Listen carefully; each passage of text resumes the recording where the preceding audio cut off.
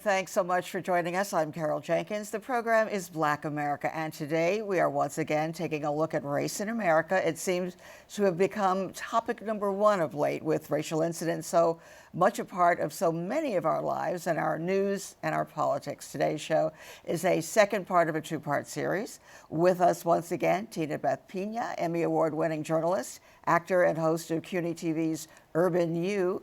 Dr. Kevin Nadal, a professor at John Jay College and the CUNY Grad Center and author of Microaggression and Traumatic Stress. And Laura Flanders, host of the Laura Flanders Show here at CUNY TV and host of the weekly podcast and commentary, The F Word, as we explained before.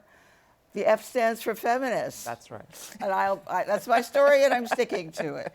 And we're all a part, as you may have seen in part one, of the CUNY family, which is huge, 250,000 students, maybe 500,000 people altogether, diverse. I wanted to ask our group today about the midterms, which we have just all been through, still going through as they continue to call races a very long race with so many voters coming out. It was the young people, the millennials, that everybody badmouthed saying they never show up. They showed up. It was the Latina population. They never show up. They showed up. A huge African-American population, women who not only showed up to vote, but running. So what do you think this midterm meant to this country? I think people are finally doing something about what's going on. They're seeing that there's so many issues prevalent in our country and within our presidency that they decided to do something about it. So the people that weren't showing up are showing up, and they're going to continue to show up, I believe, in 2020. So there were a couple of big races that black candidates lost in Georgia and Florida, where there were opportunities for governorships, and that was squeaky close. And those were states where they really were not expected to win. The fact that they came so close was still shocking, but so disappointing that, Laura, you were talking about the fact that 75% of the white women in Georgia actually did not vote for Stacey Abrams, the black woman. Yeah, and 51% of white women voted against Andrew Gillum, too. You know, we have a serious challenge here. But the Stacey Abrams race was fascinating in the sense that she never actually conceded. She said, look, he's claiming victory. I'm going to withdraw, but I'm not conceding. What happened here was vote suppression, vote theft, racist manipulation. I mean, she went down the list. Mm-hmm. She's angry. She's fired up. She has an amazing group of people behind her. I don't think it's the last that we've seen of Stacey Abrams. No, I hope 2 not. years, I think there's a Senate race. And gee, I mean, that was as you said, this was an amazing thing that she could pull so close to the guy who ran the election and ran in the election and struck 1.5 million voters off the rolls, disproportionately her voters, is an extraordinary thing. Yeah, so white women is it's a serious subject. We can't escape it. People like me can't escape it by saying, well, I'm queer. You know, no, I have to actually deal with this. There are some groups out there who are doing brilliant work, I think. I think of the group Surge, the Showing Up for Racial Justice. I think of Race Forward. Both of those are major organizations. Surge is one that grew up after the Obama election with the rise of anti-black hate there, and took up the mission of organizing white people. They had 14 chapters in 14 states. They now have something like 280 chapters in 34 states. They do what they call deep canvassing. So when people stop door knocking around the campaign season, they don't stop. They keep knocking on doors, white people talking to white people.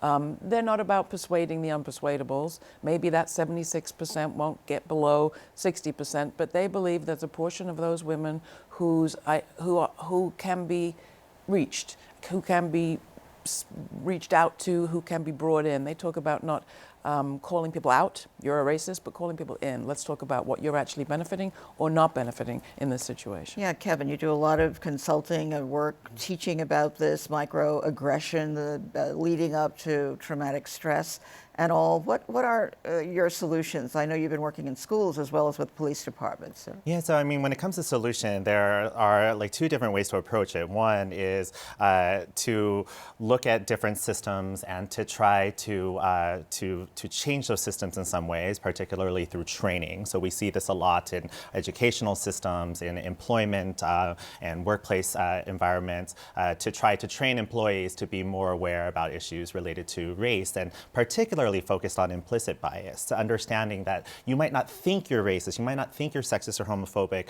but perhaps there are ways that you've been socialized that seep through that then influence the ways that you might behave or the ways that you might think. I think it's important to really name some of those things. Like, so for example, as we talk about some of these voters, to name the fact that if we only had people of color vote in this election, the country would look completely different than it is. So what is it about white people in which they are not voting for candidates of color and only voting for white people, even for if it's against their own interests? So for white women to vote for white male candidates who are against women's rights or who are against women's health and reproductive health, and Yes, what is it? Explain that to us. I mean, I think You're the there is what we've been professor. talking Yeah. about, Right. the benefits of white privilege and white dominance and white superiority, that even if you are to be discriminated against or have some of your rights taken away as a woman, that your whiteness is something that will protect you, or at least you think it's Yeah. going to protect you. And there's also the intersection with patriarchy. I mean, Sumi Cho has studied the votes of white women around affirmative action, when there are affirmative action initiatives up and down the West Coast, for example, and she was able to really show the way that patriarchy intersected with race in such a way that even though white women were the primary beneficiaries of affirmative action, and that's always the case, Exactly, although more it's so not than people of color. reported that Yes, way, right. they would vote to do away with affirmative action because of their primary affiliation with their men, their husbands, their fathers, their sons, who they accepted the story that those people would be discriminated against before they identified their own interest in this. Sure, wasn't that so much the Kavanaugh story, you know? I mean, I love the expression on your face. What does that mean, Tinabeth? I hope you Wait, got which that. one? Which one? What you guys are saying, or just because I'm always thinking, I'm always opinionated in my mind. Where do I begin? Right. Well, the first thing that you guys are talking about with the patriarchy and the studies and the so forth and the so on, and I mean no disrespect whatsoever, because I understand that studies are done for a reason, but sometimes things are what they are. Maybe all these white women are going out and voting against their interests because they're not reading what these candidates are about. It could be just something as simple as that. Because they don't know. Yeah. Because they're just voting because, you know what, I got to go out and vote. This person seems good. I'm just going to check them off. But they didn't really, and I'm not going to generalize everyone, but I think sometimes it's just as simple as that. Well, you do all the studies in the world, and sometimes it's something just simple. In a commentary recently, I said that white women are either spoiled or stupid. I think it's spoiled. Not going so far, but in the Kavanaugh example, there were so many women who were, and it was presented by our president that they had to save their husbands and sons from false accusations, and they seem to have bought into that. You know, the discrediting of a woman who came forward, you know, with her story, and of course we know that so far the Me Too movement is still focused on the wealthy, privileged men and the privileged white women, and it really hasn't reached to that huge section of people who are really affected by this, and it's women of color. Right. Yeah, I mean, I think this is a big part of the problem is whose stories get to be told, whose narratives are being centered in this, in general, and in this particularly in this movement, that people are not willing or able to understand the perspectives of the oppressed, that we're looking at it from the perspectives of the dominant group and worried about what their experiences might be. That people for years have had this factor, this knowledge that 1 out of every 4 women will be sexually assaulted in her lifetime, and yet that still continues to be challenged by mainstream male dominant narratives. And so this is part of what I was trying to get to earlier, the how we change that is that we do some training that tries to do some retroactive types of, make some retroactive types of change, but we also have to integrate this sort of thing into our primary education from the start so that children and young people from a very early age know how to talk about this stuff. So it's not that they're all of a sudden in college or in adulthood and still not being able to have these conversations, but that from age-appropriate levels, from the time they're able to speak, that they're aware about things like difference and things like oppression and discrimination and bias, and so that they're able to feel comfortable in having these conversations and to name it is the most important thing. Yeah, so we're going to go to primary schools. Does that mean that we wait another 20 or 30 years before we're at a place where people, Right. you know, are And that's why actually there's the two treating, parts. treating each other. I mean, I loved when Starbucks was doing its training, you know, race. You know, I would hear people say, can you come back and do the entire United States? Right. Can everybody be required to go through? But why not come back to home and parenting before you go to the schools? How about training the parents? You know, I think sometimes that's an issue. A lot of everything starts at home. Kavanaugh and his mom and his dad, I don't know how he was raised, but I'm sure he was raised better than that. And I'm sure his parents are besides themselves that came. Well, we don't know. I mean, all of that is, yes, but I get your point. You know what I mean? Yes. I mean, I think that's important. That's again going back to privatizing this situation and personalizing it. I mean, there's some really excellent work being done. Again, going back to the groups that I think are out there doing some interesting stuff, the kind of people we feature on our show include folks like Race Forward. So there's an organization that has this year talked about operationalizing racial justice, and it's headed by a guy, Glenn Harris, who, when he was in the city government in Seattle, came up with a racial inclusion, a racial equity and inclusivity agenda that was then implemented across the board in every department of government. Everybody had to sign on to the ways in which their department, whether it was sanitation or education or road design or lighting or energy supply, was or was not working towards racial equity. It's a retraining of America. And it's it was a a kind of- retraining of the entire population. And then the other approach that I think is fascinating is I was part of a panel not so long ago about domestic violence, violence in the workplace, sexual assault, sexual abuse, and they were looking at every possible response to it. And they said, none of the responses really work. Not training, not prosecuting, not vilifying corporations, work. none of it. Yeah. What we have to do is prevent. And we have the experience that when we simply include sexual assault as part of a health and safety problem in the workplace, and it's just included under health and safety regs for workers, then we see a decline. We see an acceptance of the idea. But employers, for example, in the restaurant industry, have fought like mad against including sexual assault in the workplace health and safety rules. They want to keep it as some separate thing that only women have to worry about. I think that we need to, in a way, renormalize sexual assault, microaggressions, homophobia, misogyny, all of it, and just say, okay, this is about health and safety. We can get into the details, and the details are important, but we need healthy and safe workplaces. And corporations, employers have to be responsible. We have to have government agencies. Right. And it may that even police happen in Congress, right, where they're Exactly. still working on passing their rules so that, you know, sexual aggression and Do assault. I hear a mention of the Equal Rights Amendment? Maybe. Yes, the Equal Rights Amendment, of course, I think will cure everything. But Good there, word. well, many things. So I think that looking at Congress, where some congressmen just recently had to repay $40,000, $50,000 that the government had paid, we had paid to pay off the women that he had. I don't want to go so far as to say assaulted, but anyway, inappropriate activity. So again, from the top down, if we elect a president who's also accused, we have congressional people that still haven't been able to pass rules that restrict it. What are we talking about in terms of it? It still comes back down to us as voters to do something about that. Yeah, I agree, and I think that that's part of the reason why it's very important for people to run for office themselves, because if we have the same types of people that are passing laws or advocating for certain policies that don't reflect what the people actually look like, then this system just continues. And to your point also, I think this is something that needs to be really addressed, is this idea of intersectionality.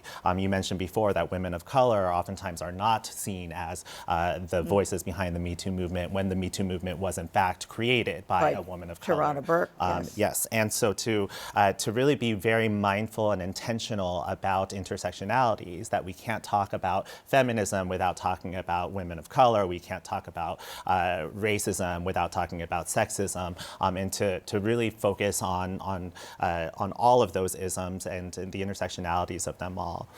So Tinabeth, are you buying into the systemic problem, or you still think it's an individual? I get it. Yeah. But I honestly think things have to start at home. I think that's the best way I can say it. Things start at home. Everything everyone learns, you learn at home first. And then what you do with it is a different story, whether it's something that you decide to do because everyone else is doing it at work, or whatever habits you've learned outside of work that you think are okay when in fact they're not okay.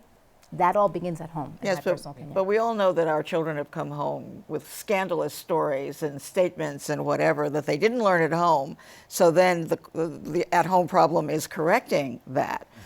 But when you have 4 and 5-year-olds who already have the language of racial suppression and insult, you're really dealing. I can't help but go back to the workplace. I mean, the type of assault and abuse that women, and particularly women of color, go through on the, endure on the workplace is not not to dismiss microaggressions. They go through microaggressions that can cumulatively create trauma, but they also go through, brutal violence. Talk to people from the restaurant industry. Talk to people from manufacturing.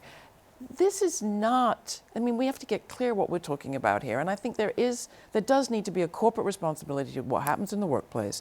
There has to be, we've seen all the research that's been going on around what happened at Ford Motor Vehicles. Most recently, the experience of the prison correction officers, the women, and what they were forced to endure at the hands of both inmates and co-workers.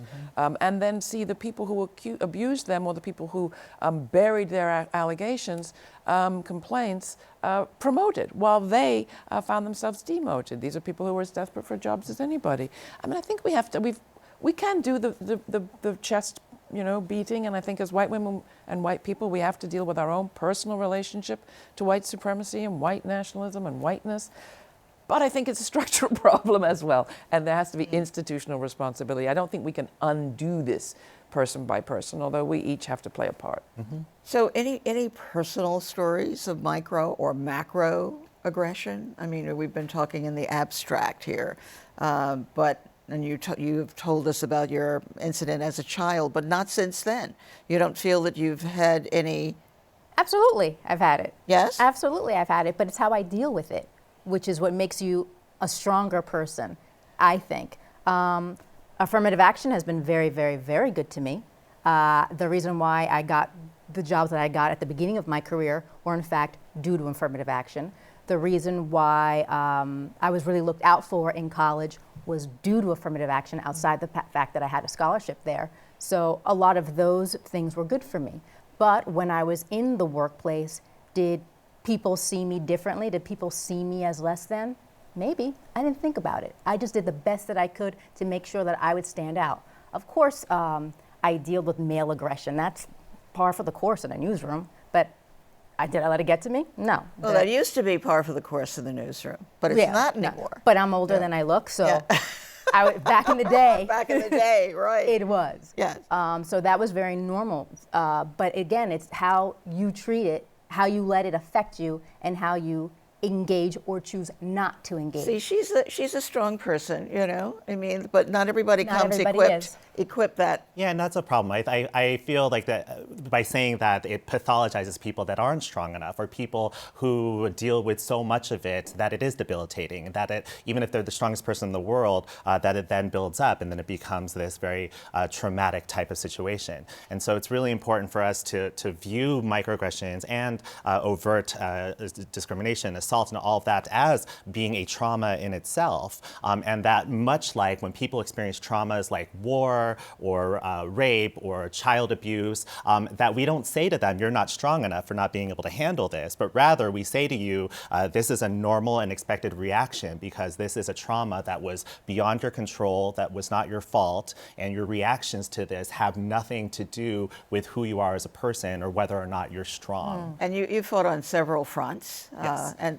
anything in particular that has defined you as a person? Well, I think for me, in terms of microaggressions, it depends on my age and my level and where I've been in life. The current microaggression that I experience most often is being the only one. As a professor of color, even in this very diverse CUNY system, we still have very few faculty of color.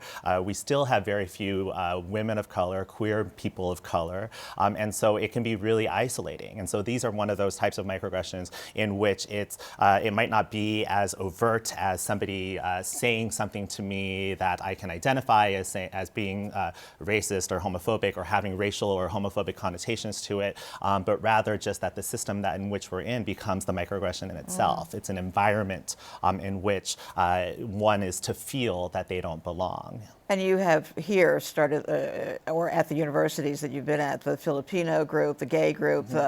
I mean, so there's strength in numbers. Yeah, so part of that is dealing with isolation and dealing with, being oftentimes the only one means finding others who are like you. And so a lot of times, like Shirley Chisholm has said, we have to bring your own seat to the table. I like to add my own twist to it and say we have to bring our own table, we have to build our own table, we have to expand our own table, and that's how we can work with the systems. Exactly. I mean, listening to you build your own table, I feel like that's what I've been able to do in the media, is to build my own table, my own conversation that I want to have, because I have never felt that there was a comfortable place for me in the media discourse because of, in part, the expectation of what a white woman who looks like me would dress like, be like, what my opinions would be.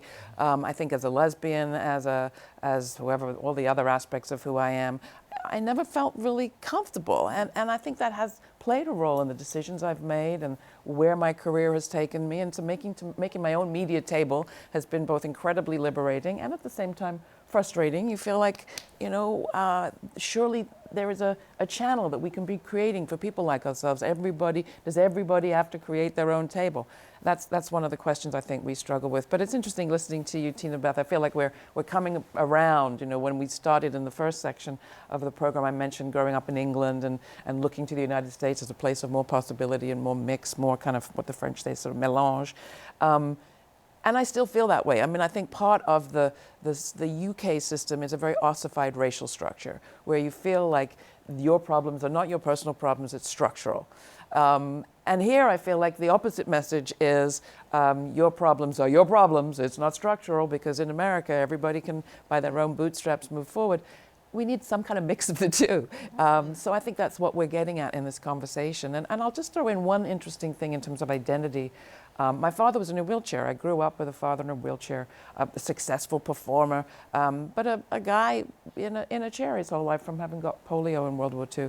And I went this year to a conference of people fighting for disability justice. And suddenly in that community, I thought, oh, this is also a part of my identity that I've really never claimed, because they said, well, you would understand as a child of a person with a disability. I was like, yeah, I guess I am a person I'm a child of a person with a disability, and how did that affect me? And that's interesting. I think that if we can retain some openness to our multiple identities and the way things intersect, that's where life gets juicy and interesting. Right. So are you optimistic that America can be that so-called melting pot, or? Absolutely. Yeah. I have an optimistic personality, believe it or not, by nature. I like to I think we got that. But yeah, no, I hate to.